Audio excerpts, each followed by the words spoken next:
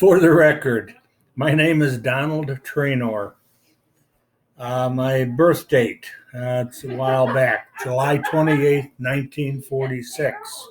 It was a Sunday, about 8 a.m. Branch of service, United States Marine Corps. My rank leaving service was a corporal. I had 3 years of service.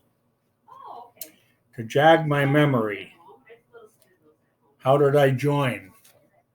In 1965, the Vietnam War was on, and out of 25 male members in our senior class, 24 of them wound up either being drafted or enlisted. We didn't have a lot of choices back then. I enlisted. My twin brother, Ron, he enlisted prior to me about 6 months. He came home from boot camp and talked me into joining the Marines. The boot camp training experience was nothing, I guess, I can talk about. Yeah, really. The Marine Corps has a way of just mentally tearing you down and picking you up in a way that you feel fantastic about yourself and that there is really nothing you cannot do. The instructors, I remember, I was a corporal and a sergeant. The corporal was okay. The sergeant was a tough guy. I mean, 3 a.m, you'd get the reveille. They'd rattle the garbage cans and roll them down, and you had to be standing up in attention. Anyway, boot camp was 12 weeks. That was enough. I was in the Vietnam War. I was a radio operator. I did not see combat. My twin brother went, and my older brother, who was in the Marines, also went.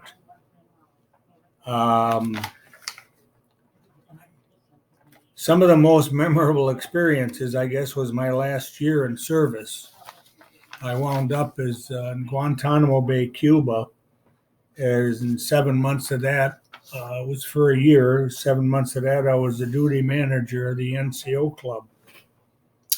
And that was a great time meeting people, meeting other Marines, Navy, anyone else that was there.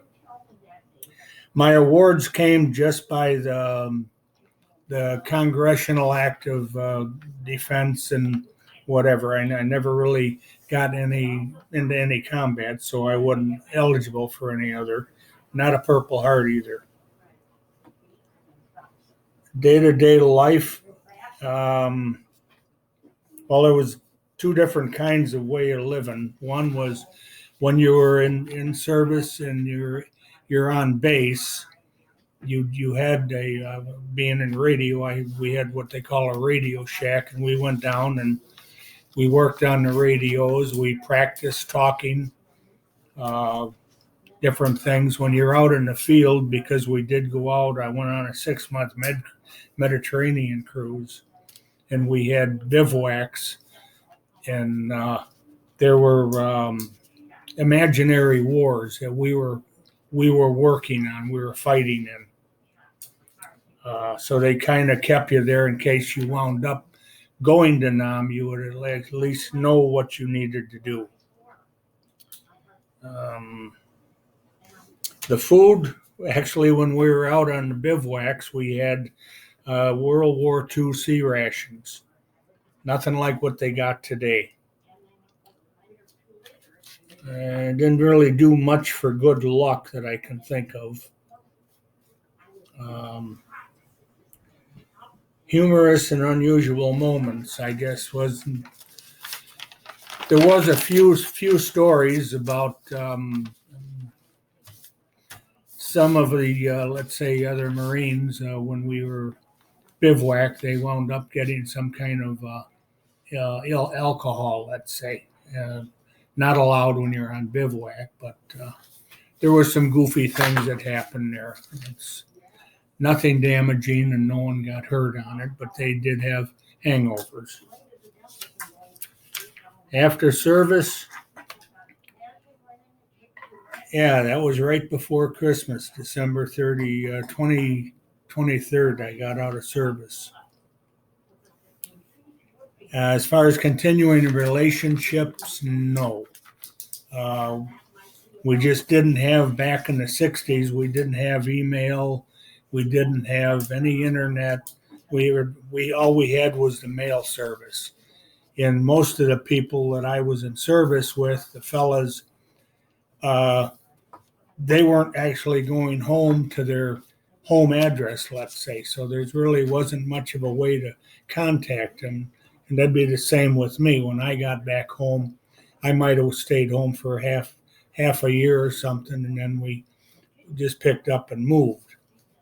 But my military experience influenced me about thinking about the war or about military in general. Well, since I only stayed 3 years, it was my options.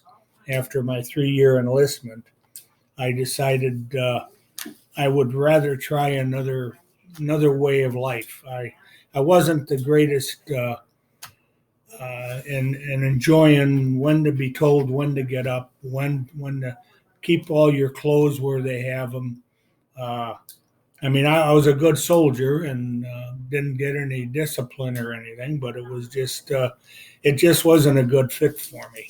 My older brother was in for 4. I'm sorry, my older brother was in for 22 years. Tom was named. My twin brother was in for 4. How did your service give me an experience and affect my life? Well, I have to tell you, it was a big experience. It did affect my life.